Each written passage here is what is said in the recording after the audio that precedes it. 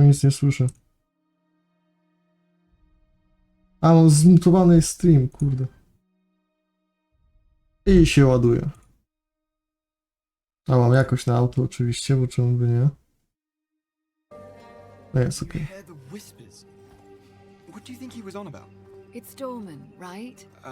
Yeah. Then Dorman. Shut your damn mouth. Ugh, why do I always get stuck with these rookies? Hey, the kid's got a mean cleave. Give him a chance. Quiet.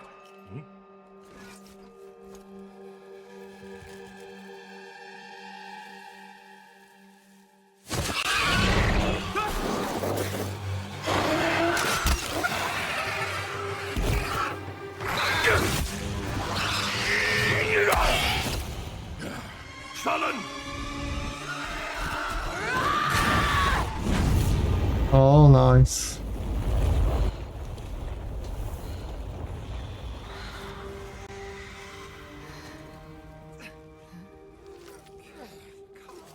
A mean cleave, eh, Captain?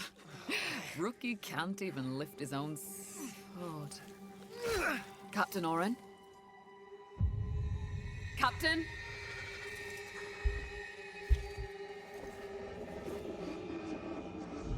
It's here. Rain! Send the signal! What the fuck? Rain! On my back! Blade up! Come on! I'm ready! I'm ready!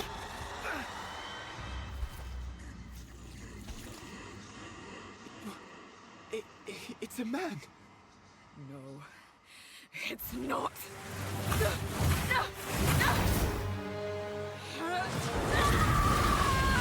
Jest ta sorka generalnie nowa. O, mam nadzieję, że te spele generalnie wszystkie będą jakimś rodzaju ten w gierce.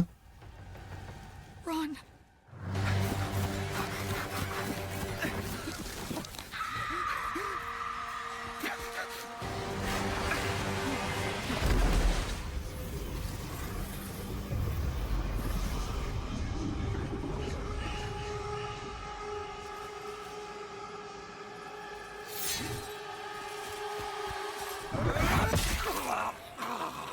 O. Captain! Captain!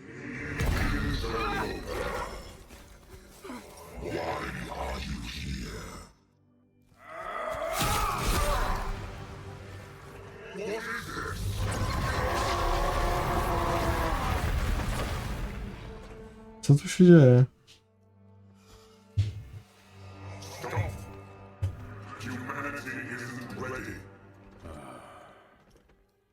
On your feet, lad. Nie, zacina się. The captain, You'll be fine. Here.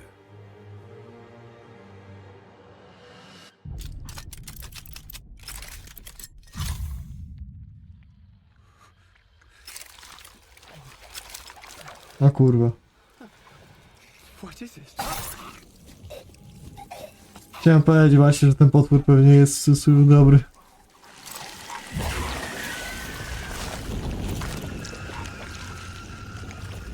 Get the body. Stop. Mortal. It can still be contained. You don't know what you have unleashed. Your kind no longer control this world. We cannot destroy your body, it's true. But you will watch as we destroy everything you have built. Bind him!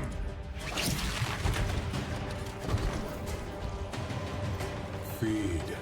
Grow, my child. I'll make sure you can eat your fill.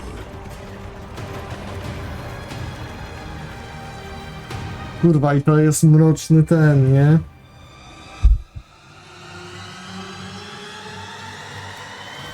A co z sorką w ogóle? Mnie coś pominęło może, ale chuj. No ale to jest kurwa mroczny cinematic, nie? I miejmy nadzieję, że w gierce będzie też więcej takich rzeczy. No w sumie nie ma co gadać, ale cinematic z Diablo 4 też był dobry, zapowiadający z Lilith, nie? Hi, O. I'm Jonathan Rogers, Game Director on Path of Exile 2. Now, Path of Exile 2 is going into early access in around 2 weeks on December the 6th. But even though it's early access, this isn't just some small taste. The game is huge. In this live stream, we're going to be introducing everything you can expect. So without further ado, let's roll the gameplay trailer. Existence is a thing of beauty, precious, but impermanent. Life and death are mortal enemies, and yet bound to one another. The continuation of life must be protected at all costs. Some have said my methods are brutal. To this, I say, there can be no salvation without sacrifice.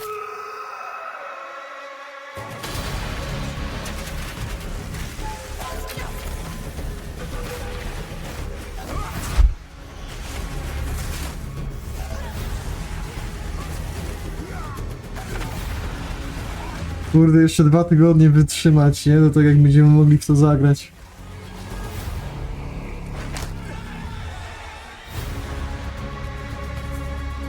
Ale mega ładne artworki.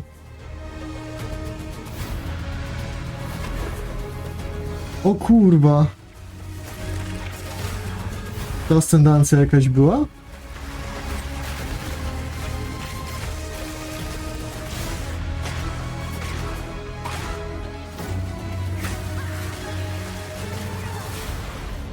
We are faced with the end, and I will do what I must.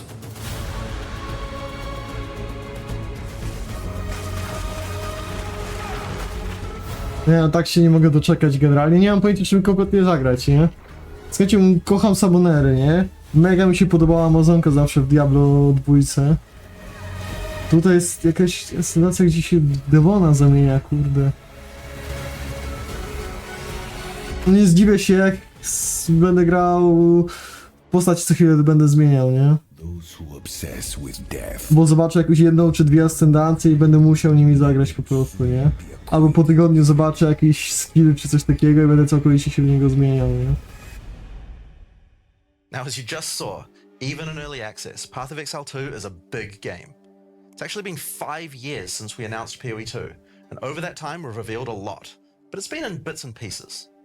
It's pretty hard to keep track of it all, so today we're going to do a full rundown of all the content that will be available at the start of early access. Classes, character progression systems, and for the first time, a full overview of the endgame. This is going to be a big one, so get comfortable. For 20 years, Rayclast has been free from any sources of corruption, but the Count of Ogham, tempted by promises of power, intends to harness it once more. The dead are rising, monsters are mutating, and madness is spreading. Under the dark influence of corruption, the Count doles out sentences of death to any who would question him. To jest w ogóle mega fajny start, nie? Że w zależności od tego, którą postać wybierasz, to uciekasz z tej szubienicy. Mi się mega to podoba. And this is where you find yourself at the start of PoE2. Explore the dark forests of Ogham. Traverse the No nie. To mi się to zacina, czy tak generalnie jest kłopot? Traverse the barren plains of the Vesteri Desert, and delve into the jungle ruins of Utsal, an ancient Val city. There are challenging monsters, hidden runes, Słyszę głosy, ale mi się ekran lost frizuje. treasures and treasures, roaming merchants, and of course, unique bosses. No two areas are the same. Co, zresetuję streamkę.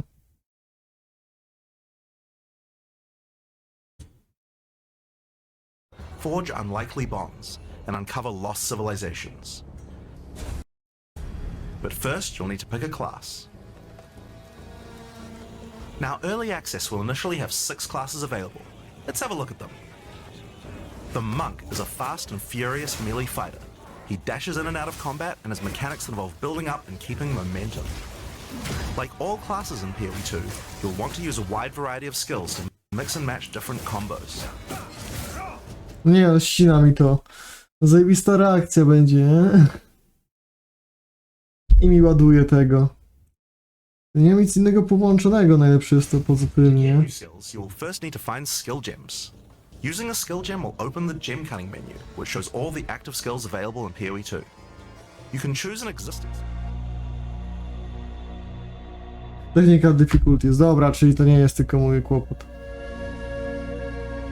Już myślałem, że to jest tylko mój kłopot, okej. What are we facing here? O, dobra. Precious. Those who Power and tends to harness Nie mam pojęcia, co się dzieje. 21 active skills for quarterstaves, so this just scratches the surface of the options that you have. By endgame, you'll be dashing from pack to pack, spewing where you find yourself at the start of PoE2. Explore the dark forests of Ogham, traverse the barren plains of the Vasteri Desert, and delve into the jungle ruins of Utsal, an ancient Val city. There are challenging monsters, hidden runes, lost camps and treasures, roaming merchants, and of course, unique bosses. No two areas are the same. It falls to you to track down the seed of corruption, the source of all this devastation. On the way, you'll face fearsome monsters, meet strange characters, forge unlikely bonds, and uncover lost civilizations. But first, you'll need to pick a class. Okej, chyba już działa Will normalnie. initially have 6 classes available. Let's have a look at them. The Monk is a fast and furious melee fighter. He dashes in and out of combat and will open the gem cutting menu, which shows all the active skills available in PoE2. You can choose an existing skill to level up, or choose to engrave in Co? Co tu się stało? a Czemu? level 7 skill gem. Even if you pick a new skill, it will immediately be level 7, so there's no harm in trying out something new. The Monk primarily uses the quarterstaff. There are 3 schools of martial arts: lightning A, coś mi po prostu się skipnęło lekko. and wind. But don't think you have to stick to just one. The best combos are going to involve mixing elements of all 3. Let's try Killing Palm. Like many monk skills, this can be used to quickly take advantage of a specific situation. If there's an enemy on low life, you can use Killing Palm to dash to them and kill them instantly. This will provide a power charge. Then we can use a different skill to consume that power charge for a much more devastating attack. The Monk also has powerful combo skills. Tempest Bell, for example, is a skill that places a giant resonating bell. Hitting the bell causes it to ring, dealing damage to all enemies around it. You can also do things like freeze or shock the bell, which will add elemental damage to the strikes. The Monk also has a variety of abilities to empower his staff. If an enemy is close to being stunned, you can use Staggering Palm to punch them down. After that, any attack you do will shoot out wind projectiles. There are 21 active skills for quarterstaves, so this just scratches the surface of the options that you have. By endgame, you'll be dashing from pack to pack, spewing projectiles and obliterating screens of enemies with huge combo attacks. Now, if you like a style of melee that's a little slower but hits much harder, then the Warrior is for you. He pounds the ground with big chunky attacks and can shrug off the hits of small enemies with large amounts of armor. Even though the mace slams are slow, you never lose control. Longer attacks can be retargeted as you go, and if you find yourself committed to a long attack, you can dodge roll out of it at any Mam time. mega są animacje generalnie, nie? Among the skill option for maces, you will find a variety of slams, fire attacks, war cries, and shield skills. Here, I'm going to slam the ground, rending it apart with lines of fire. Any slam skill will then cause these fissures to erupt with lava. I can even run through them with a skill like Stampede to do huge amounts of damage. Mega fajne takie rzeczy są, nie? Which can empower your next skill. Seismic Cry, for example, will double any slams from your next attack. The Stampede counts as a slam, so I can double that for even more craziness. If you want to go a little faster and be a little more defensive, equip a shield. In PoE2, you can raise your shield at any time to block all damage from the front, even spells. While holding up your shield, your stun meter will build as you take damage, so be careful. If it reaches 100%, your stance will break and you will be vulnerable. O, ciekawe. Some enemies also have unblockable attacks, which are indicated by this red flash. If you see one of these coming, make sure to dodge out of the way. O, ale atak. Using a shield also gives you access to shield skills, like Shield Charge, which allows you to charge towards enemies and stun them. While charging, you're also blocking the whole time, so you have full damage immunity from the front. The warrior also has access to totems. Some totems have built-in abilities, like Shockwave Totem, which can be placed to stun nearby enemies and trigger after. A, już myślałem, że on działa tak, że jak ty walniesz slama, to on też Ancestral sobie... warrior totems, which allow you to use any slam skill in your repertoire. This is a meta skill, which means that it's a skill you can put other skills into. I can take a slam like Sunder and socket it into my Ancestral Warrior totem. Now when I summon him, he'll sit there and slam the monsters from a distance. Nice. Nie no, każdy game style jest zajebisty po prostu, jak patrzę na to, nie? But by endgame, you're going to be dropping Każdego chcę próbować po prostu. in combat and separating the very earth you stand on. Time for some ranged attacks. The ranger is primarily about the bow, but we wanted to make sure that she feels agile as well. In PoE2, you can shoot while moving. Combined with all the skills the ranger has that allow you to jump around, you will have a lot of mobility in combat. No to, że generalnie jest się dużo bardziej mobilny, a nie statyczny, to jest Poison, ice, and physical piękne. attacks. Lightning attacks bounce around between targets. You can also stick lightning arrows in the ground which explode when hit by the bouncers, or electrocute enemies to take them out of combat. Ice attacks allow you to slow and freeze enemies to keep them away from you. Using poison, not only can you slowly damage your enemies from afar, but also grow some interesting plants. With 21 bow skills and all the mobility and combo tools the ranger has, you can take advantage of every situation. By endgame, you'll be creating hundreds of arrows, be they falling from the sky, bouncing around between enemies, or spraying out of tornadoes. You might have noticed in the bottom left of the screen that the flask slots look a little different. In PoE2, you have one dedicated life flask slot and one mana flask slot. Flasks gain charges as you kill enemies, and typically allow you to heal 6 or 7 times if they're full. But that's not the only thing you can use charges for. Charms are a new item type that will automatically defend you from various debuffs or damage types. Having trouble with getting frozen? Equip a Thawing Charm. When it's fully charged, it will make you immune to freeze for 3 seconds if you get frozen. To recharge them, just kill more monsters.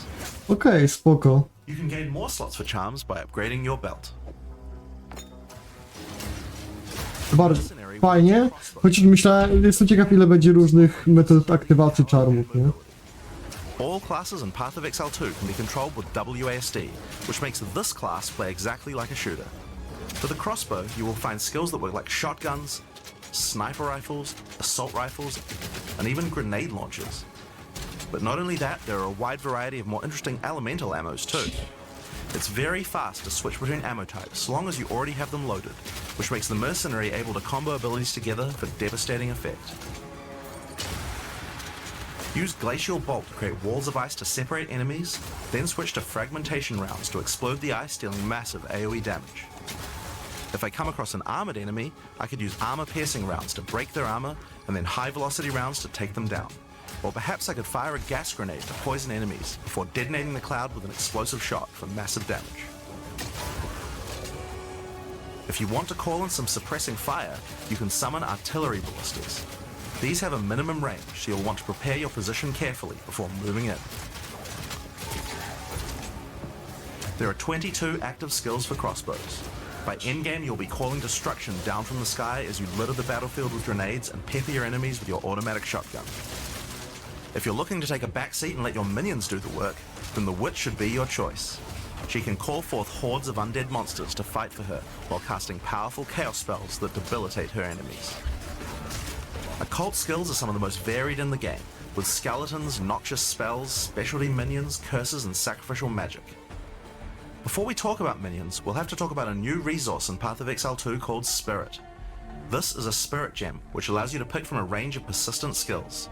All classes have a variety of these skills which can add some very interesting effects, like Arctic Armor which does cold damage to enemies that hit you, or Raging Spirits which summon fiery skulls each time you cast a fire spell. For the Witch though, we'll want to be using our Spirit to create permanent minions. These minions will be revived automatically when they die, so you To don't jest fajne, nie? all the time. Że Here I'm using the skill screen to allocate which minions I would like in my horde. generalnie mi się to mega podoba, bo przez to Witchka nie będziesz musiał używać swojego czasu na menedżowanie potworów, tylko bardziej będziesz mógł się skupić na używaniu skilli, które damage'ują i przywołują potwory naraz, nie? Set at skeletal Czyli jako fan Summonera moim zdaniem to jest mega dobra zmiana, nie? Special bardziej aktywny tryb. You can order these guys to detonate your own minions for even more damage and area of effect. If you want a bigger army, you'll need a scepter. This new weapon type is imbued with even more spirit, allowing you to summon even more friends. O, sceptry teraz będzie się używało do tego. You can take advantage of corpses to summon true hordes of minions. But what can a witch do while her army is at work? Well, she has a range of chaos spells to spread disease amongst your enemies, or bone skills to impale them. Or, you know, you could curse them to make them weaker so your horde can take them down. To jest fajne, bo to dosłownie jest Nekromanta z 2 ulepszony. Again, you'll be the leader of a Którego fierce kochałem. dead, consuming everything in its path. The sorceress bends the elements to her will, using them to unleash devastation on her foes. This classic spellcaster weaves a flurry of elemental magic from afar. The elemental skills have everything you might expect and more. Fireballs, icy explosions, lightning storms. No, mega wygląda to, nie? Each spell is unique and has many different ways to build and combo with others, even between different elements. For example, Mega się jaram tym PoE2, nie? that not only damages enemies, but also empowers all projectiles that O, wszystkie projectile, czyli o, mega fajne combo. they'll gain Tam muszę wypuścić, mam nadzieję, że mi nic nie ominie. It's a good idea to take advantage of the ability to automatically swap weapons when you use certain skills. Having a special staff with bonuses to fire skills and another with bonuses to lightning skills can really power up a combo like this. The sorceress can also take advantage of powerful trigger gems. For example, you could grab the Custom Ignite, dobrze widziałem? use it with Firestorm. As you Zajebiste. a counter will go up in the top left corner. When it's full, a Firestorm will Skończy się na tym, że ja przestanę robić moją grę, tylko z tego powodu, że PoE2 będzie miało wszystko to, co ja bym chciał mieć, nie? By endgame, you'll be firing off projectiles left and right as you rain down elemental storms on your foes. Now, those are the characters that will be available at the start of Early Access, but we will be adding 6 more character classes with just as many skills and options as these. There's a lot more to come. There's one more important thing to mention about skills. Even though we talk about them as belong to each class, in reality there are no restrictions. You can use all these No, to skills kojarzę. in any class. Szczerze się cieszę, że tak mało klas jest dostępne na start, tylko przez to, że każdą klasę chcę spróbować i przetestować, nie? Więc jakby na start od razu dodali tam, nie wiem, 10, czy tam więcej niż tyle, to przejebane by było. The possibilities A to, że wiem, że na przykład trochę mniej chcę spróbować grać mercenerem albo rangerką, tylko bardziej resztą klasy, szczególnie monkiem. A, no szkoda, że nie ma oczywiście tego druida i amazonki, surface of what is possible yet. ale dużo łatwiej mi będzie te Gems. wybrać klasę, którą będę chciał zacząć. No pewnie zacznę nekromantką These na are stówę, nie? system of Okultystką. support gems that can be combined with your active skills to dramatically change the way they work. If you find a support gem, then right-clicking it will open up this screen. Here you will find a variety of recommended support gems for each of your skills that you can pick between. For example, this is a multiple projectiles support gem and can be used to add multiple projectiles to any skill. Normally, when you fire a grenade, it'll look like this. But if we add multiple projectiles, then you get 3 of them. Once you have the gem, you can also freely move it between any of the skills on your character. If you want to have a multi-shot sniper rifle instead, then simply move the gem over to your high-velocity round skill. Generally speaking, if it sounds like a support gem should work with a skill, then it will work. So it's a good idea to experiment. Ciekawe, czy będzie tak samo pokazane jak w poprzedniej części, że ci ptaszkami zielonymi zaznaczu, z którym działa. Carefully about which supports can be used best with each skill for maximum. To też zajebista zmiana, to sprawi, że tak przyjemne będzie budowanie buildów. You should have a perfectly good time. But if you want to experiment a bit more, then uncheck that recommended button and you can see the full list of supports that will work with your Dokładnie. skill. There are hundreds of support gems to choose from, and even we don't know the results of all the possible ways these can interact. Each skill can have up to 5 supports socketed into it, and if you're clever, you can come up with some pretty interesting ideas. Now all of this is just scratching the surface. You can make frost vortexes, break people's armor, make minions explode, make skills repeat, make enemies set each other on fire, cull enemies, or pin them to the ground. Supports let you drastically change the behavior of your skills and create your own unique build, or at least follow someone's OP build guide. So, speaking of builds, let's talk about one of the most iconic Path of Exile Specjalnie nie oglądałem nic skill tree. o tym. Yes, it's huge. There are over 1,500 nodes on there. Ale ładnie wyglądają te niektóre te. And can get a little intimidated at first. To i to na przykład mega ładnie wygląda w ogóle. Options, but at its core, it's pretty simple. Jak konstelacja, nie? One point to put into the tree. Each class starts at a different location, but they all share the same tree. Around your section of the tree, you'll find relevant bonuses for your character. You should be safe in the knowledge that there aren't many wrong choices here. Almost all the starting nodes will be useful for your character in some way. But if you do happen to make a choice you regret, you'll be able to respec any nodes you've taken by spending a little bit of gold. Nice, to co było w tym. To jest coś, czego bardzo brakowało w pojedynce do Settlersów, nie? Divided up into clusters which have similar themes. In each cluster you will find small nodes that give simple bonuses like increased damage, but the real power comes from notables. Notables normally have much more interesting bonuses, and they tend to care a lot more about how your build works and what skills you're using. No tak, oni to też tłumaczą. My to wiemy, bo graliśmy w tą grę. This one gives a 25% chance for crossbow skills to not consume a bolt. O, ciekawe, czy będzie trzeba kupować bolty jak w Diablo 2. Oby nie. Projectiles to rebound off terrain, as well as giving you some pierce chance to No, make to that. jest zajebiste. Nie? Note that even though this is in the mercenary section, this would work with projectiles from all classes. Zawsze lubiłem to w Rangerce, nie? Właśnie to odbijanie od ścian potencjalnych i tak dalej. In order to get between these clusters, you will generally have to allocate nodes in the attribute high To jest zajebiste, że możesz wybrać, który z tych atrybutów chcesz. attribute you would like to use. So it's very easy to get points for any attribute that your gear might need. To był mega duży kłopot w pojedynce przy robieniu buildów, nie? At the respec vendor. In addition to notables, you will also find even larger passives called keystones. Keystones No, have both an Calcines. upside and a downside, and often require Inculation. Zmienili nazwę tego? Mi się wydaje, że to inaczej się nazywało w tym. Giant's Blood, which allows you to wield two-hand weapons in a single hand, but doubles the attribute requirements of them. O, zajebiste. You can use a two-hand mace with a shield, or even dual wield them. Mega fajna rzecz. I że to nie jest jakaś postać, tylko że to normalnie w drzewku jest, nie? First, before your life pool, but you lose 50% of your mana regen. O, Skills like zmniejsza these ich. can be tough to build around, but if you're up for the challenge, they can be very rewarding. Mega fajnie, że ten notable zmieni. On the Sorceress, you can swap between weapon sets on the fly as you use certain O, to jest w ogóle coś jeszcze bardziej niesamowitego, nie? skills. Passive tree is that you can choose to have your passive tree change Kiedy możesz mieć dwie różne bronie of specific i bonus pod każdą z broni zbudować żywioł na przykład, że jedna broń będzie miała flat do dane obrażenia od ognia, a druga od lightningu i po prostu będziesz chciał sobie do lightningowych speli przypisać drugie drzewko, nie? to block boss attacks while following up with heavy Masz to, o, też kurwa kontra, to, że się wzorują na Dark Soulsach, to jest zajebiste, jeśli chodzi o walkę z bossami. switching to a chaos degen build for maximum damage. No tak, przywołujesz sobie creepy, kiedy masz na przykład maksymalny tych stan creepów, to spamujesz spelem od chaosu, na który masz inne te, zajebiste. To invest however you like, but creative players will find plenty of I opportunities. jeszcze więcej giru masz przez to do szukania, nie? Get weapon specialization points throughout the campaign from optional bosses and quests. Ciekawe jak duże różnice będzie można robić w tych odnogach, że nie zrobisz całkowicie dwóch osobnych drzewek, nie? There are lots of mi other się wydaje. boosts available from the campaign too.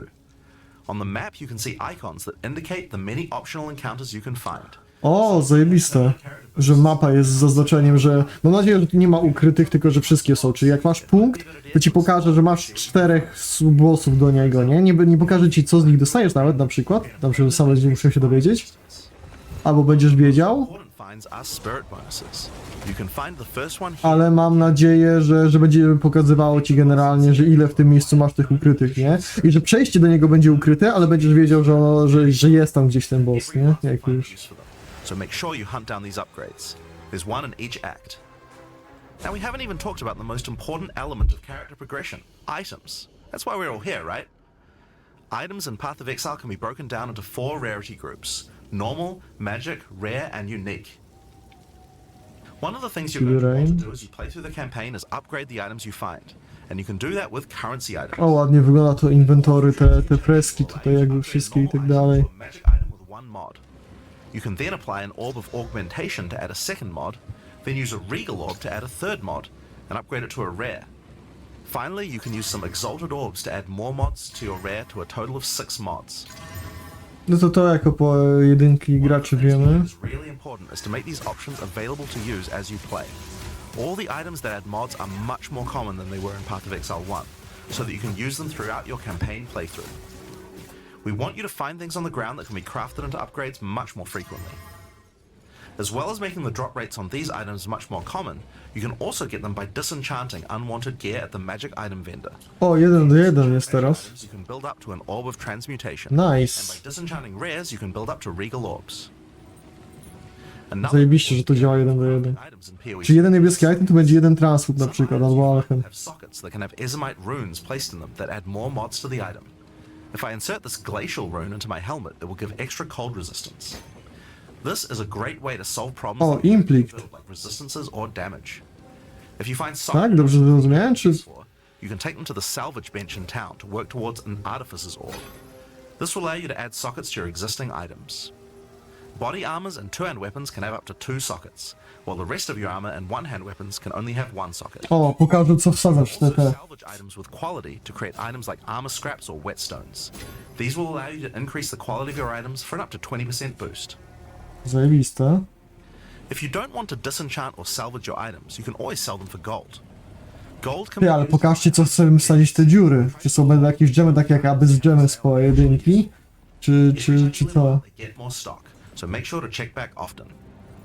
Other vendors offer a gamble. Pay a flat amount of gold and you'll get a random item of a specific type. This could be a great way to improve your gear, if you're lucky. Gold is also used to respec your passive skills. Take advantage of this system to experiment with your tree and rework it as required. Zajebiste, bo zakładając, że ta ilość kasy, którą nie miał, jest duża, to tanie jest bardzo to wymienianie, nie? On an open market. In exchange for a small No i to, że to zostaje, czyli wszystkie te rzeczy z CTS-u zostają w PoE2, nie? tradable. We never bind anything to your character except gold. Nice. No i to jest, kurde, dobry tego handlownik, nie? Randomly generated, but there's another type that isn't. Uniques. They are especially rare, each with a handcrafted set of unusual mods which can dramatically change a character's build. They're not just better rare items, they can do much stranger things that can fundamentally change your character. Corpse Wade will make any corpses you run through explode into clouds of poison. O, ciekawe. The Sands of Silk is a body armor that changes your dodge roll into a blink, morphing you into sand as A, you mówili o blast tym. your foes. And Bardzo also use fajnie. just pure hits of dopamine, like Quill Rain, which just turns your bow attacks into full auto by doubling your attack speed. No. To znamy z Each unique jedynki, is nie? something that you can build your character around. We try to make sure that most unique items have a potential use at endgame, even if you find them early on. And as you To, can że see, to jest postać, wszystkie te postacie są całkowicie w itemach z gry ubrane, to jest niesamowite, nie? the last character progression system that you can O, do to jest Sorka chyba, na nie Witchka, czy to Witchka jest ognista? Zajebiście wygląda. Ascension trials, tests that you must complete to unlock your ascension class. O, właśnie, jak zmienili We'll explain labę. these trials soon, but first let's take a look at what ascending can do for your character. Each class has access to 3 ascendancy classes, but at the start of early access, only 2 per class will be available. O, okej. Ascendancy classes are unique to each character class, so choose wisely. They can To jest drastically Witchka. affect how you build your character. As a sorceress, you could become a Stormweaver, a master of the elements. Tempest Caller causes elemental storms to be summoned each time you do a critical hit with a spell. Ty, zajebiste. I to są te stormy, że w zależności od jakim... 2 copies of Shock for more damage. And going deeper into the tree, you can make all your damage types apply Shock. Make a Shock build from any skill. Alternatively, you could become a Chronomancer and command Oh. time itself. She literally has the ability to stop time with Time Freeze. Not only that, but she has many other time manipulation abilities. Using Temporal Rift, she can teleport back to a previous location, resetting her life and mana back to what it was, Zakładam, że im cięższy przeciwnik, tym krócej na niego działa to, nie? and cast all her spells again. O, reset You ten, can ten. choose between the Warbringer or the Titan. The Warbringer channels the might of his ancestors to gain tremendous power. Using Answered Call, you can summon ancestral spirits linked to each of your totems. With Jade Heritage, you can encase your body in a protective layer that absorbs all damage until it breaks. Warcaller's Bellow allows you to explode the corpses of your enemies. And with Great Wolf's Howl, you can ignore the cooldowns of your war cries. Let all that anger out. The Titan class is all about Shout build, jak z D2. with Earthbreaker, every slam is a chance to create an aftershock. With Crushing Impacts, every hit becomes a crushing Tam blow, pod stramy, which will nie? allow you to stun your enemies with ease. With Surprising Strength, you can take advantage of stunned enemies to deal 40% more damage. As a ranger, you might choose to be a Deadeye, an expert markswoman who can take down foes with style. With Endless Munitions, every attack gains an extra projectile. Standard. Gathering Winds, she gains a small increase to movement speed with every attack, but be careful, she loses them when getting hit. O, zajebiste, mega fajne do gierki, nie? Stop wasting all those passive points on accuracy. Alternatively, you could become a Pathfinder, the master of flasks and poison. She can choose from one of several throwable concoctions, allowing her to spend her flask charges to throw explosive bottles that deal various. O, to jest ciekawe, ty. A bleeding concoction will make your enemies bleed, while a fulminating one can shock your enemies, allowing you to do extra damage. Contagious contamination allows her to spread poisons between her foes, while overwhelming toxicity doubles the number of stacks they can be infected by. Running Assault allows her to move much more quickly while firing, while Relentless Pursuit makes her totally immune to being slowed by enemies. The Witch can ascend into the Infernalist or the Blood Mage. As an Infernalist, she can summon a loyal Hellhound companion. The Hellhound sets enemies on fire, as well as taking a percentage of the damage if the Infernalist gets hit. With Pyromantic Pact, you can turn your mana into Infernal Flame. As you cast more spells, the flame builds up, and if it overflows, you'll take damage. O, zajebiste odwroty. Kurwa, ale kozak, nie? While your Infernal Flame is above 30%, all damage from you and your minions will ignite enemies. She can also transform into a literal demon. While in demon form, she takes an increasing amount of damage, but her cast speed and damage increase rapidly as well.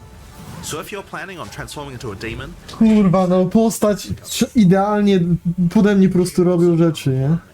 a master of life and energy. Ale mega ładnie wygląda. All blood mages must pay the price of making skills cost life as well as mana, but in exchange, every monster they kill will drop life remnants, which allow them to quickly gain back that life. With Crimson Power, she can gain large amounts of extra life, and with Vitality Siphon, she can use her spells to leech life back as well. Once you've got a significant amount of life, you can use Gore Spike to make your critical hits deal incredible amounts of O, damage. nice. A monk who is in tune with the elements might become an invoker. With elemental expression, the invoker will create waves of elemental power each time he does a critical strike. O, mod Faith is a podkryty. choice. You gain the ability to meditate, allowing you to double your energy shield. Choose between I am the Blizzard or I am the Thunder to specialize in cold or lightning. And I Shall Rage will allow you to turn into an unbound avatar. Each time you apply a status ailment to an enemy, you gain Unbound Fury. When you have enough, transform into an avatar to deal way more damage and inflict even more elemental O, zajebisty. Ja kocham wszystkie transformacje, nie? instead. The Acolyte of Chayula can exchange their mastery of spirit for darkness, a resource that can be utilized to both absorb and deal damage. The Shroud of Darkness will protect you from all damage incoming, but if you take Grasp of the Void, you will deal extra chaos damage from all the darkness you have. Their Dark Pact offers greatly increased resistances to chaos damage and can allow their mana leech to not only happen instantly, but apply to their energy shield as well. Another node you can take is Waking Dream, which allows you to see into the domain of the Breach Demons. There you will see the Flames of Chayula that can be taken to gain life, mana, and damage. The Mercenary has a job to do, but which job suits you? No, akolita, znaczy jak na razie to ta akolitka, nekromantka z tym, z Monkiem to mega postacie, co mnie interesują. For less defense against attacks. With Zealous Inquisition, your enemies have a 10% chance to explode on death. The chance is doubled against demons and undead. With Judge, Jury, and Executioner, your initial hit against enemies can deal up to 30% of their life and damage, if you're lucky. This is great for hunting powerful bosses. O, nice. With Witchbane, you can break your enemy's concentration, preventing them from casting spells as often as they would usually do. You could also choose to become a Gemling Legionnaire, enhancing your abilities by embedding gems directly in your flesh. Integrated Efficiency will give you extra skill slots. O, Dermatological Infusion gives you extra maximum resistances as you sock up more and more support gems. Adaptive Capability allows you to use any color of gem without worrying about attributes, while Crystalline Potential adds extra quality bonuses to every gem kurde, ale ciekawe, nie? Całkowicie pod drzewem subklasa zrobione. ascendancy classes for the start of early access. But one thing we haven't talked about yet is how you ascend in the first place. Właśnie, to mnie ciekawi. Path of Exile 2 requires completion of one of the Great Trials, which you'll find as you progress through the campaign. Each one is associated with one of the major cultures of Rayclast. Located in the Vasteri Plains are the Maraketh, a culture of rich tales and O, to znaczy, że w drugim akcie już będzie. whatever it takes to survive in the desert. The highest position in Mariketh culture is a Sekima, and it is not a title given freely. All aspirants must complete the Trial of the Sekimas, a grueling gauntlet that will test their strength, will, cunning, and patience. To enter, a warrior of the Mariketh must prove their worth by trapping the soul of a djinn in a coin, and you are no different. Once you have earned your coin, it may be placed on the relic altar to begin the trial.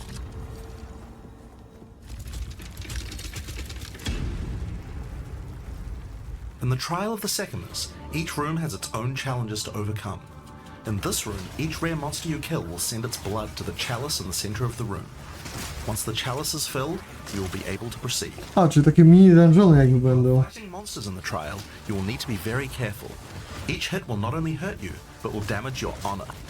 The monsters are well telegraphed, so that you can avoid their attacks, but if you run out of honor, you will fail the trial and need to find another. O, zajebiste. Czyli taki typowo skillowy ten. Make sure that you are well. Oczywiście minion build będzie miał dużo łatwiej, jak nie będzie dostawał hitów, nie? Więc jestem ciekaw, jak to będzie właśnie zbalansowane. In this case, you have been given a key that can be used to unlock chests later in the trial. Once you have claimed your reward, you will be shown a map of the rest of the floor and may choose how you wish to proceed. A, czyli to generalnie jak Simulacrum jest zrobione. And which rewards do you want to claim? Tylko, że zamiast mieć tam te rzeczy, gdzie po prostu przeraszowujesz pokoje czy coś, to masz actually jakieś tam ciekawe wyzwania chyba. For example, entering this room will afflict you with spiked shell that will cause all monsters in the rest of the trial to have 50% increased life. You will want to take care if you choose such a path. There are many different challenges and rewards as you journey through the trial. Deadly traps, waves of monsters, and strange artifacts will test your honor. As you progress, you'll be able to gain boons from the djinn, which will help you on your journey. For example, the Sekima's cloak will revive you once if you die, giving you a second shot at a run.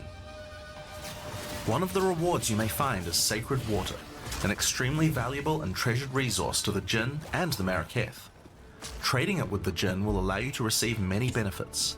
You can recover honor, gain additional boons, or remove... Okej, jestem ciekaw, czy to się będzie opłacało formić po zrobieniu ascendancji, bo wygląda paradoksalnie ciekawie, nie? your limitations. Jako taki roguelike właśnie. You will need to defeat him.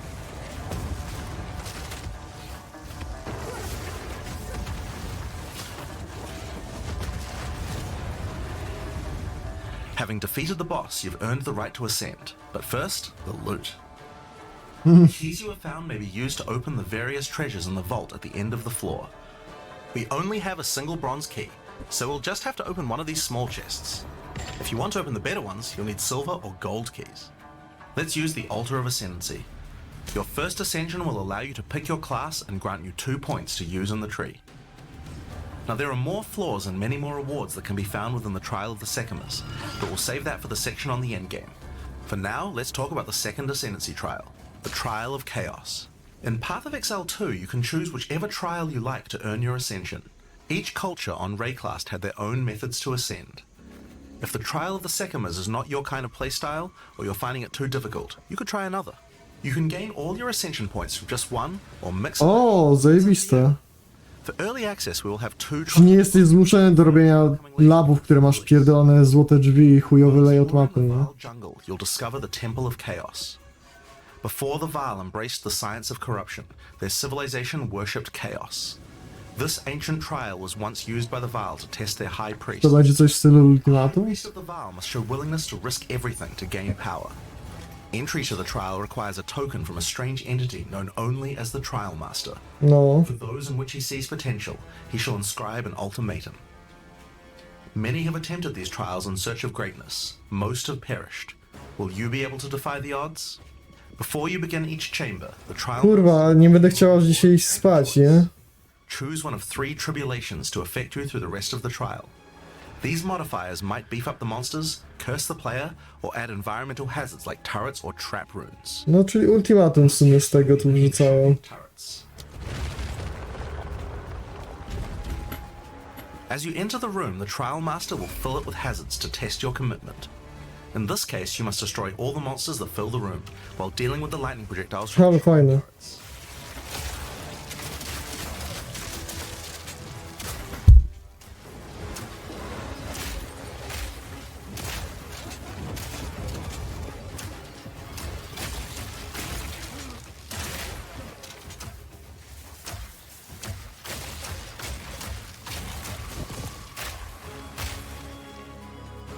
Czyli dosłownie grasz w late game'owe mechaniki z pojedynki po to, żeby robić tego. Each room you will Ultimatum, Simulacrum. check the rewards you have earned so far, or go double or nothing. Increase your rewards, but take on more risk.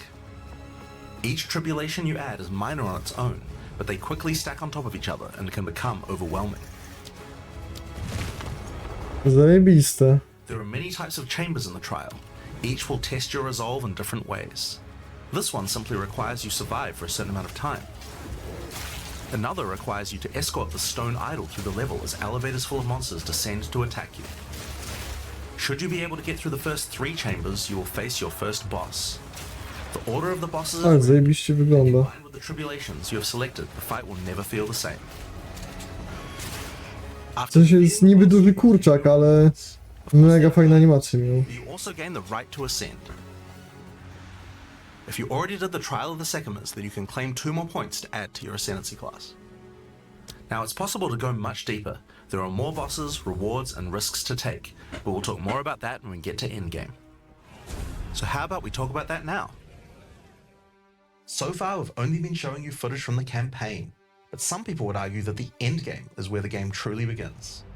Something that happens almost every time a new action RPG launches is people saying, there isn't enough endgame content. Well, we want to make sure that in PoE2 people don't feel Po that. prostu wow, We nie? actually only changed our development priority for this recently. The first 3 acts of PoE2 already take around 25 hours to complete if you're a new player. This is already a pretty significant campaign. On the other hand, people spend hundreds of hours in endgame each league. We realized that finishing the rest of the campaign for early access was actually a bad idea. Instead of having acts 4 to 6 in early access, we could concentrate on endgame and make that great. Okej, 45 level też się wydaje dość wysoko, żeby już się pobawić, nie? With lots of content. But for existing action RPG players, what you mostly care about is all the endgame challenges to overcome. So several months ago, we switched the entire development team's focus over to making endgame content. At the start of early access, there will be 50 bosses and around 400 monster types. But the great thing is that the rest of the game is like 80% there. We'll be adding content to roughly double the size of the game during early access and into release. Now, in order to make the endgame happen at the same character level as what it would be after we added the rest of the acts, we've added a second difficulty level called Cruel, where you repeat the campaign with all the monsters and bosses leveled up. And of course, new rewards. You can kind of think of it as like a new game plus. It's also a lot faster to get through the content the second time as your clear speed increases. That will take you to around level 65, where the endgame begins. Once we add the remaining 3 acts, we'll be removing Cruel difficulty, so you'll progress straight from the end of Act 6 to endgame. Okej. To explain that, I'll hand over to Mark. Czyli czy będziemy mieli dostępny endgame w tym? I'm Mark Roberts, Game Director on Path of Exile 2. Jeśli tak, to zajebiście, że nie będziemy... Ja myślałem, że tylko do 400 będziemy mogli dobić. Distinct in-game content to choose between. Each in-game mechanic needs to have its own progression system, areas, bosses, rewards, and player power that can only be gained from that content. We are going to be adding a lot more over time, but for Path of Exile 2 we decided to start with 7 distinct systems you can progress through. This is the Atlas, and it serves Whoa. as the core of the endgame for Path of Exile 2. Ciekawe It's wygląda. infinite and expands in all directions. Ciekawe na ile czytelny będzie. Not too much here, but corruption from the beast has blighted the land, and your objective is to help fight it. In the center of the Atlas you will find the Ziggurat, a temple in which the Val research the fundamentals of space and time. Here we can open portals to nearby locations and begin cleansing corruption and finding resources. In order to power the portal device, we will need waystones. Each waystone has a tier which will determine the level of the monsters that you will face. To go to an area, simply click one that is adjacent to an area that you have already completed. Insert the waystone and click Traverse. Portals will open, allowing you and your party to travel to the area you have selected. To jest mapping system po prostu? Feel distinct from the locations in the campaign. Wow, ale build. The randomization up to 11. The monster I ludzie mówili, że ta gra będzie za wolna, nie? combination of them can lead to some very Click strike normalnie w tym. There are over 400 monster types in early access, and they have a lot of varied and interesting abilities. Depending on which combinations you face, you might find some serious challenges. In order to cleanse the corruption from the area, you will need to defeat all the powerful rare and unique enemies in it. Once you have done that, the O, wyczyszczenie 100% and mapki. you'll be able to travel past it to progress deeper into the world. If you die, then the map can no longer be run, and you will have to find another way around to get to the areas. O kurwa. There are also all kinds of other random encounters you might run into as you play maps. Ty, a co jeśli wszystkie przejścia zablokujesz? These are ancient, corrupting monuments that irradiate the monsters around them. The monsters that feed off the corruption are drawn to their power. If you defeat the monsters and cleanse the artifact, you will get a powerful temporary buff. Some of the buffs make you faster, others rain lightning or fire around you, and some even give you increased experience or help you find better items. You can also find strong boxes. These enigmatic chests guard piles of treasure, but are always a trap. Monsters lie in wait to attack you the moment Okej, lootboxy the po boxes prostu, often nie? have Znaczy mechanisms to strongbox. unleash powerful spells or dangerous debuffs. There are different types of strong O, boxes. Detonate Deada ma na tym też zajeść. You can even use your currency items to craft them on the fly, so you can optimize the content. But be careful of opening one you can't handle.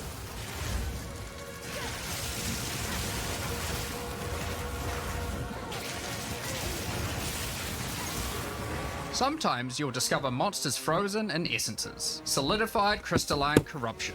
Okej, esencje, nie? Broken free. If you defeat them, the essence they drop can be used to upgrade normal items to magic items with a guaranteed mod from a category. For example, we could use this one on some boots to ensure a movement speed mod.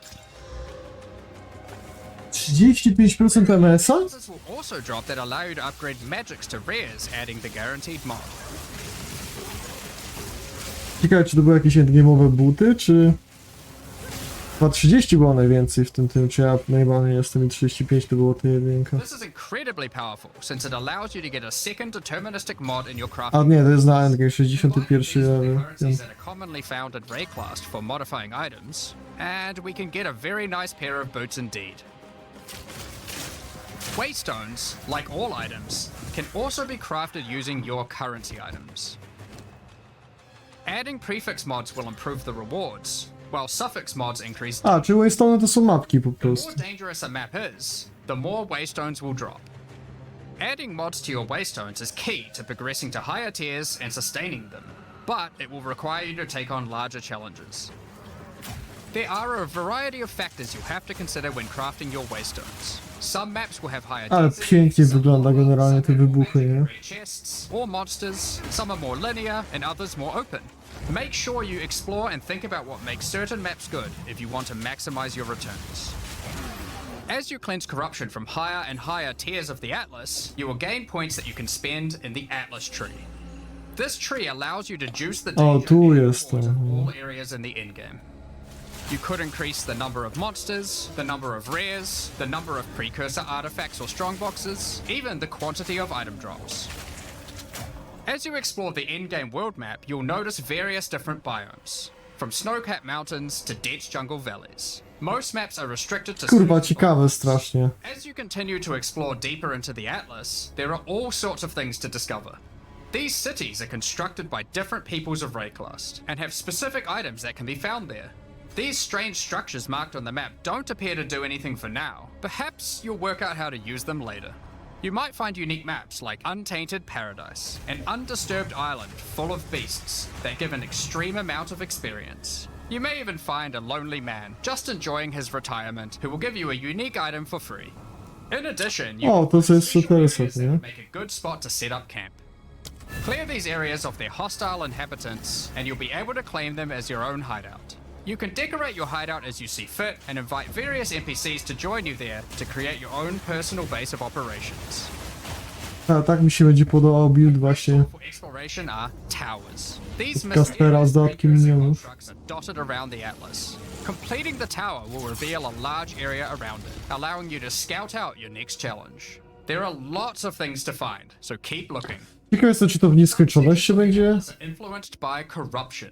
This adds extra modifiers to otwierało, the maps czy... of the region, increasing difficulty and rewards. Ale zajebiście, masz sobie gierkę w grze, nie? The vestiges of corruption within them to merge together, forming powerful and grotesque abominations.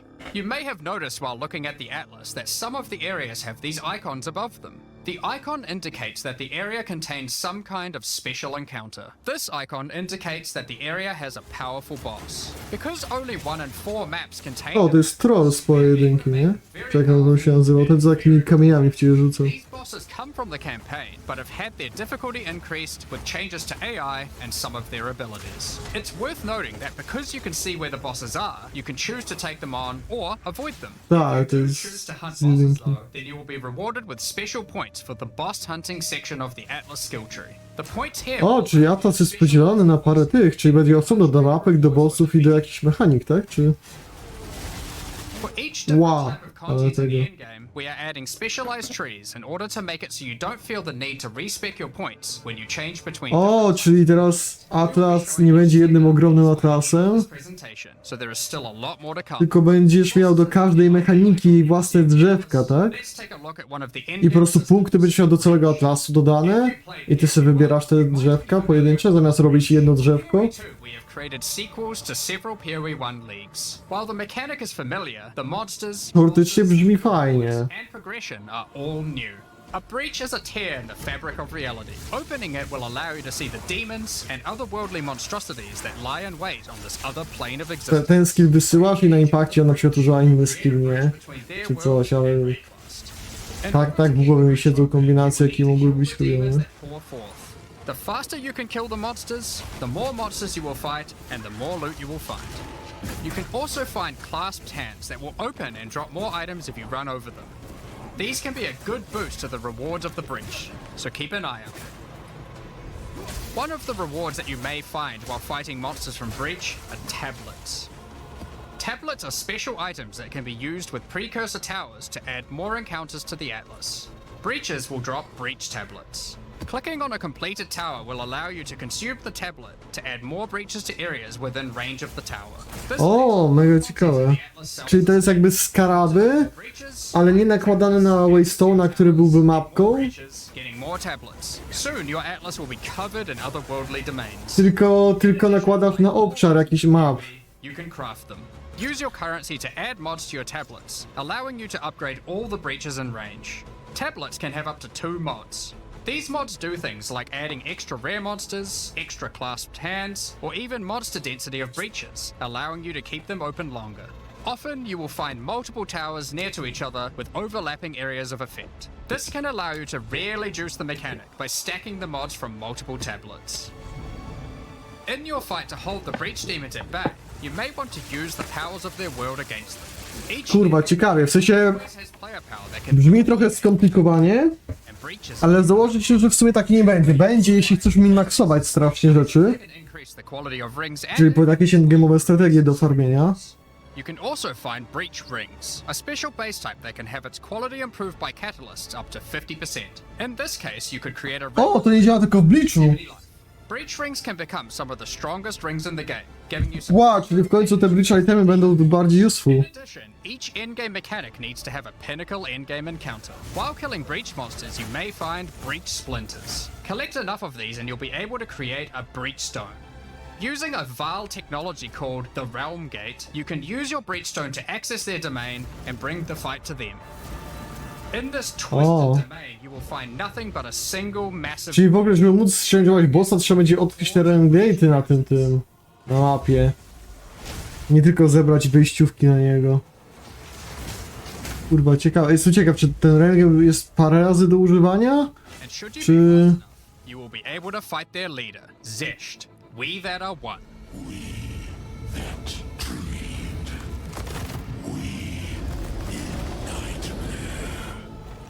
O kurde.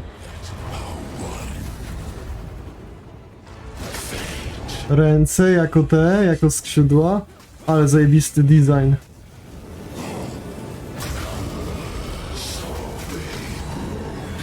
O, pokazują damage w prawym rogu. Paska życia, nie wiem czy zauważyliście. Weź go walnij. This is just one of the Wait, teraz go nie ma. PoE2. A, teraz jest, czyli na Energy Shieldzie nie pokazuje, ale na HP-ku pokazuje. This is some of the hardest content we have ever made. All these encounters have specific uniques that can only be found from them, but that's not all. We still have the progression system. Defeating Zesht will give you points to allocate into the breach section of the A, czyli dobra, jednak nie. make breaches and the breach domain even harder. Czyli musisz pokonywać bossa danej mechaniki. Increase the difficulty of the twisted domain, while the large nodes have more Czekaj, czyli każda mechanika będzie miała swojego pojedynczego bossa i zabijanie tego bossa będzie ci dawało punkty na drzewku, żeby tą mechanikę ulepszyć, tak? that can guard them. Kurwa, podoba mi się. And you can allocate Waking Nightmare, which will double the number of splinters you get from clasped hands. Tylko ile trzeba będzie farmić tych bossów, nie? Zakładam, że będzie można kupować te splintery od innych graczy. Defeat Zesht at a higher difficulty, and some rewards from Zesht can only be found by increasing the difficulty of the twisted domain above certain thresholds. Defeating Zesht at difficulty 4 will be a challenge indeed, but there are many threats in Breaklast. Ritual altars are sacrificial sites built by Ciekawy jestem, czy wy skillu możesz zrolować i iframesami zdodżować tego. Then you know that the area contains ritual altars. Ritual altars demand tribute. Every monster you slaughter in the circle will feed the altar. After the sacrifice, touch it to begin the ritual. The monsters you just killed will be resurrected by the King of the Mist's dark magic, and you must fight to survive. The tribute you have offered to the altar can be spent to buy powerful items, but they can be expensive. To gain more tribute, you will want to find more altars. Each successive ritual you do within an area will spawn the monsters revived by the previous ones, in addition to the ones you sacrifice next to it. By the end of an area, you will be fighting a truly imposing number of foes, but will have a significant amount of tribute to spend. One of the rewards you can buy with tribute are omens. These are special items that allow for metacrafting. Crafting items that affect other crafting items. Have an item with good prefixes but bad suffixes? This omen will help you to remove the mod you don't want, while keeping the ones you do. There are a bunch more of these with different effects, but we will leave them for you to discover.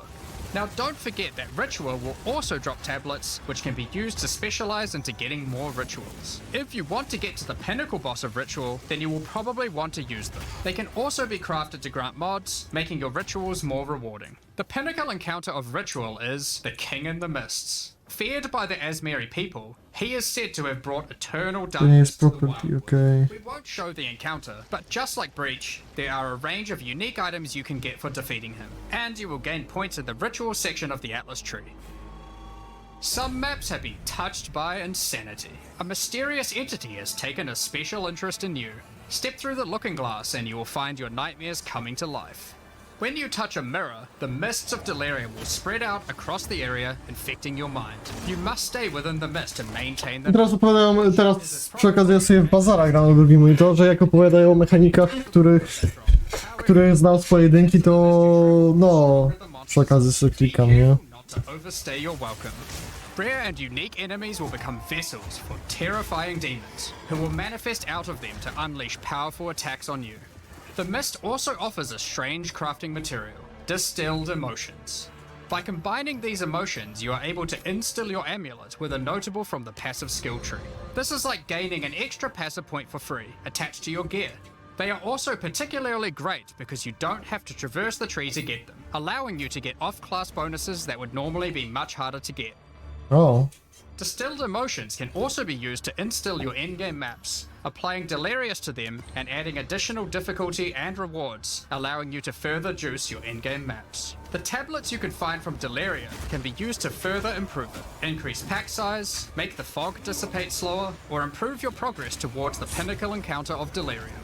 Speaking of which, every now and then you will find simulacrum splinters. The mysterious entity will create strange encounters based on warped versions of your own memories. Monsters and simulacrums come in waves that get progressively more difficult. You will receive loot at the end of each wave, and you will have to make the decision to leave now or continue on, facing up against even tougher foes from the mist. The bosses you will face as you get deeper into a simulacrum are truly terrifying. If you can complete a simulacrum, you will gain points for the Delirium section of the Atlas skill tree. Next up, we have Expedition. Occasionally, while clearing corruption, you will encounter these Kalguran settlers. The Kalgurans have discovered ancient burial sites with lost Verisium artifacts, and they want you to help dig them up with explosives. The Kalgurans have marked the locations where the relics can be found. Place explosives as best you can to dig up as many as possible. There is just one problem. Corruption has brought the corpses of their ancestors to life, so you might have to do a little cleanup before you can reclaim the artifacts.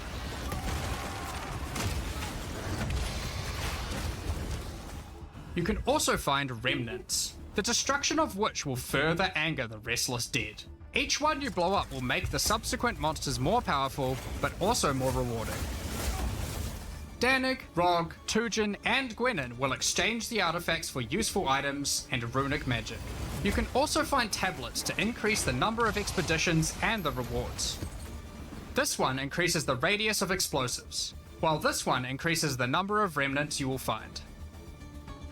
Eventually, you might discover a logbook. These are special maps full of buried treasure and relics, essentially one giant dig site. Here you can create an extremely long chain of explosives and go through a very high number of remnants. But be careful, many remnants have mods that can really brick your build, so you will probably want to avoid these ones. If you add too many remnants, you could easily make the encounter harder than you can handle. There are all sorts of interesting things buried under the ground in logbooks. You might find dripping caves and hidden pirate caches, but the most powerful encounter is Olroth, the ancient undead commander of the Knights of the Sun. Defeating him will grant you unique rewards, as well as points to spend in the expedition section of the Atlas tree. So those are the endgame systems on the Atlas, but we are not done yet. The trials we talked about earlier have much more content when you get to endgame 2. Just like the other endgame systems, they also have progression mechanics, unique rewards, and player power that can only be gained from them. As you get higher level coins for the Trial of the Sycamores, you will unlock more floors to explore. Each floor has its own challenging rooms and a floor boss that you will need to kill.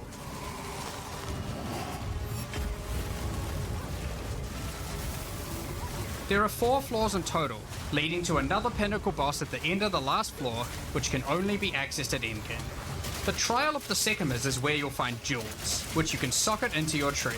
These are like passives that you can craft with your currency items. They can be really powerful as they allow you to stack modifiers that may not be easily accessible on the tree normally. This jewel gives lightning damage and shock chance, for example. There are quite a few jewel sockets on the tree, so it's possible to gain a lot of power here.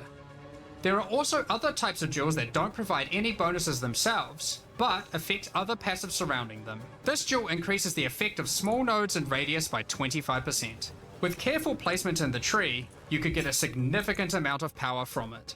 There are also unique jewels available with very interesting effects, but you will have to find those for yourself. In order to push further into the trial and uncover the secrets of the Maraketh, you will want to take advantage of its progression system, relics. Relics are items that can be placed in the relic altar as you start the trial. They give special bonuses that affect the trial, making it easier and increasing its rewards. Of course, you can craft these with your currency items, making them even stronger. If you can complete the entire trial overcoming all 4 floors, the final boss will reward you with one of many unique relics. These relics will be consumed when used on your next run, but can reward you with unique and powerful items. For example, this is the Last Flame. If you use it, you will have only 1 honor for the entire trial, so you will need to do a completely hitless run. O. The Trial of Chaos also extends into the endgame. As you gain inscribed ultimatums of higher and higher levels, the number of chambers that you can go through increases. In true Val style, this allows you to take even more risks for even more rewards. At endgame, you can progress through up to 10 chambers with 3 bosses on a single run. Stacking 10 tribulations on top of each other will make this a significant challenge, but it's worth it. The Trial Master will tempt you with items of the Val Empire, such as Val Orbs.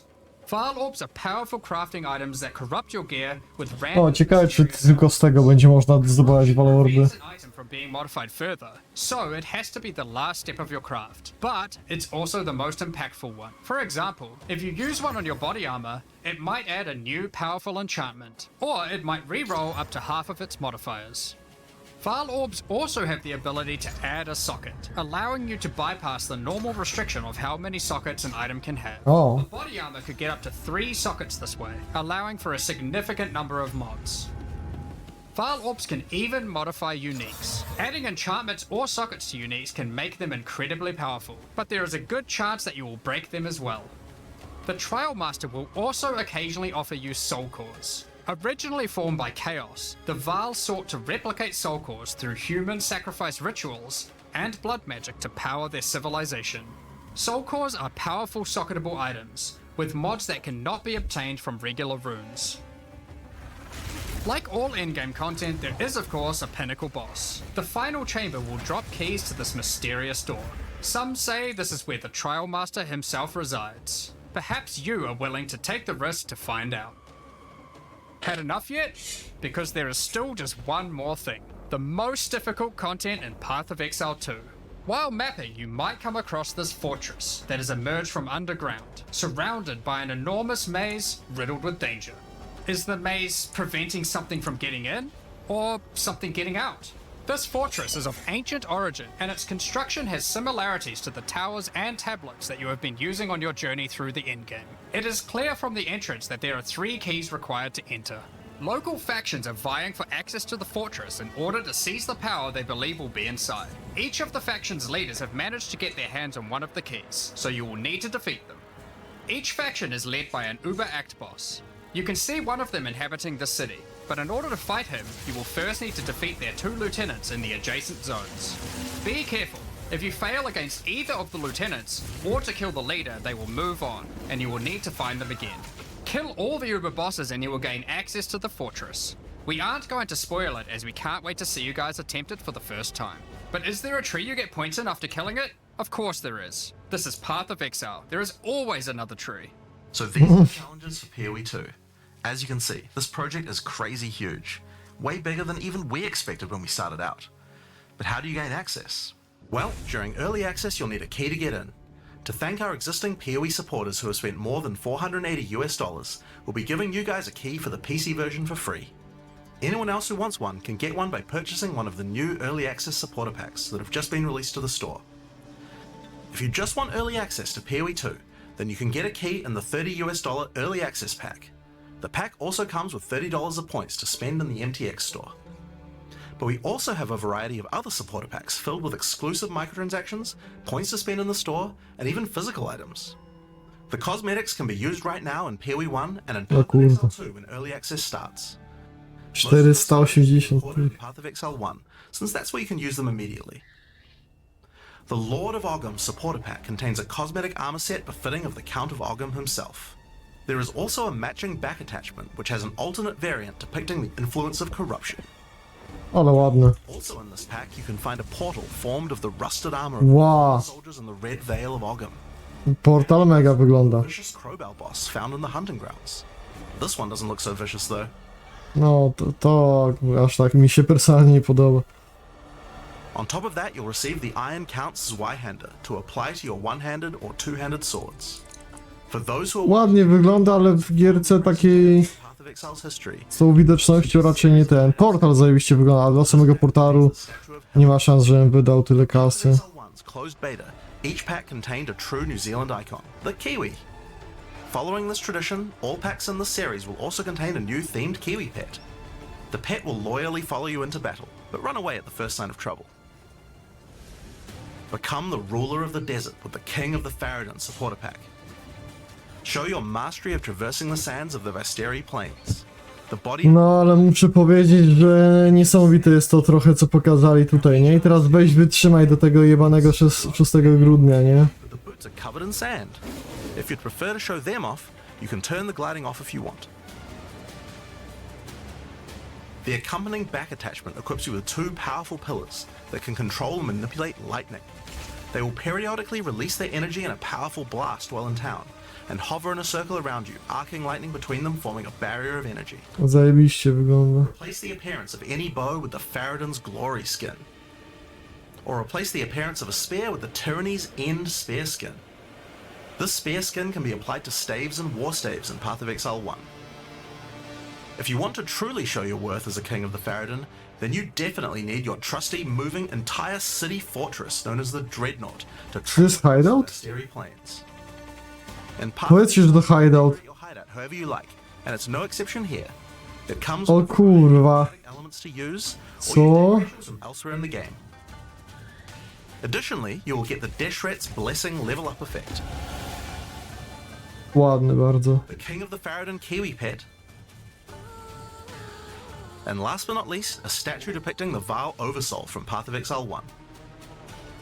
For those who don't know how supporter packs work, each pack comes with all of the cosmetics from the previous tier, so you'll get all the items from the Lord of Ogham supporter pack as well. O, dobra. The Thaumaturge of the Vaal supporter pack features an armor set and back attachment themed around the Vaal and their pursuit of science and progress. You can find the Soul Core weapon effect in this pack, which causes thaumaturgic energy harnessed from sacrifice to spill from your weapon. This pack also contains Doryani's Idol. It replaces the default appearance of any foci to an ancient relic once used by Doryani, and this can be applied to shields in Path of Exile 1. That's not the only Vaal weapon you'll find. It also contains the Wand of the Thaumaturge skin, and the Royal Sacrifice Dagger skin. You wouldn't think to put sacrificial gems on a Kiwi, but the Vaal did. Thaumaturge of the Vaal supporters will receive the Thaumaturge of the Vaal Kiwi pet, and the Statue of Dominus. This is also the first pack in the series with a physical item. When purchasing this pack, you'll receive a Path of Exile 2 logo t-shirt, but if you don't want one, you can opt out and return for additional points to spend in the store. O, Becoming a fajna Warlord opcja. of the Karui supporter will grant you an armor set and back attachment, adorned to with jest? jade carvings and iridescent feathers resembling power. Enough to even impress No mi się personalnie to nie podoba, ale... specifically Tugohama, the Karui god of war. Overkill, you say? I think the Karui people would disagree. Why not drop a gigantic totem on rare enemies you slay to crush them to a pulp? O kurde. Replace your crafting bench in your hideout with the Ancestral Canoe crafting bench. O, to wygląda zajebiście, nie? Giant canoe manned by Karui warriors to aid in your crafting desires. Ale raczej nie wyobrażam sobie wydać tam, nie wiem, Also get a pair of weapon skins. 1000 zł czy coś takiego na to, nie? Spelling axe skin to your one-hand or two-handed axes, or Tukohama's Crusher to your one-handed or two-handed maces. A true Karui warlord is always accompanied by their trusty Kiwi. Equipped with armor and harnessing ancestral magic, they make the perfect sidekick. Once one of the most feared beings in Rayclast, Malachi was slain by a powerful exile. May the statue commemorate the virtue of exiles past, present, and of the future. Of course, it's not all about dressing up in game. You'll want to look good in real life too. By becoming a Warlord of the Karui supporter, you'll also get a Path of Exile 2 hoodie. Our final tier of supporter pack in this series is the Liberator of Rayclast supporter pack. Za 2000. Rayclast armor set and back attachment come made with the finest materials in Rayclast, and shattered glass mosaics suspended in divine power. Set up your base of operations in the Beacon of Salvation hideout. Why restrict yourself to just one island when you can liberate more? The Beacon of Salvation hideout comes equipped with your own collection of small islands and personal Gadasz. boats that you can use to row between them. Just Ja pierdolę. pick a boat to enter and navigate as you choose. Decorate each island as you see fit to best represent your well-earned hideout. O kurwa, no to już jest beka trochę, nie? Some races. You can also get the Window to Twilight portal effect. A O beautiful kurwa. mosaic piece of art that shatters and reveals a gateway to your desired destination. No to wygląda zajebiście, jeśli chodzi o As you portal, walk nie? away, the glass magically reforms back to its original form. O! To jeszcze fajniej. Inside with the Throne of the Ruler map device. Sure, this map device can create portals to in-game maps, but it also comes with a throne you can sit on to oversee your growing kingdom. O, szkoda, że wszystkie 3 nie są otwarte. To moim zdaniem błąd trochę. Warrior, though, is not just about sitting in your throne all day. If you do decide to join the fight yourself, you can leave a High Priest in charge as your second in command. Kurde, ale ciekawe. Supporters will also get a set of varied weapon skins. The Light of Divinity Scepter skin, the Deliverance Crossbow skin, the Justice Flail skin, and the Redemption Shield skin. Once again, No chyba pies chce wejść do pokoju. and of course a statue depicting one of the most iconic events in Rayclast's history. The battle between a powerful exile and Kitava, the Insatiable. With the help of two deities, Sin and Innocence, the exile was able to defeat him once and for all. This supporter pack also contains the Path of Exile 2 art book. This 215-page full-color art book includes a huge amount of amazing concept art and lore produced during the long and exciting journey of Path of Exile 2's development. And finally, Path of Exile has a tradition of letting the community participate in designing game features. For Path of Exile 2, we'll be adding the Twilight Order Foil Reliquary. By becoming a Liberator of Ray class supporter, once Path of Exile 2 is released, you will be able to select any unique item you have found and be able to drop it from the reliquary. Once players have submitted their items, keys to the reliquary will start dropping, and other players will be able to find foil versions of uniques that you have submitted, along with a message for the lucky player. The more players submit the same unique, the more chances there will be for the reliquary to drop them, so choose wisely. Czekaj, pay to win? Możesz Mage Blooda kurde tam wrzucić? Czy tam będą po prostu twinkowe itemy, takie jak Cool Rain? The item class clearly doesn't exist, such as crossbows or flails. And there are also a few microtransactions on weapon types that are unavailable in PoE 2 at the start of early access. Once classes that use those weapon types are added, those microtransactions will be available to use. If you can't decide which supporter pack to choose yet, you can always start with the early access supporter pack that just includes a key and some points to spend in the store. Then you can upgrade to any of the following tiers at a later date.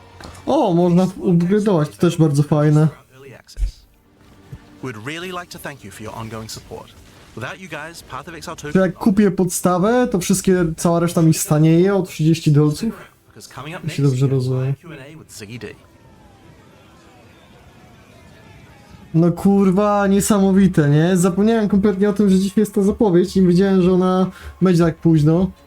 Zakładałem, że być może dopiero jutro w ogóle obejrzę przez to, że no spać powinienem generalnie iść zaraz, ale chyba sobie posiedzę może nawet i do 23, nie? Najwyżej jutro będę trochę nieprzytomny w pracy, wrócę do domu, pójdę spać i ten...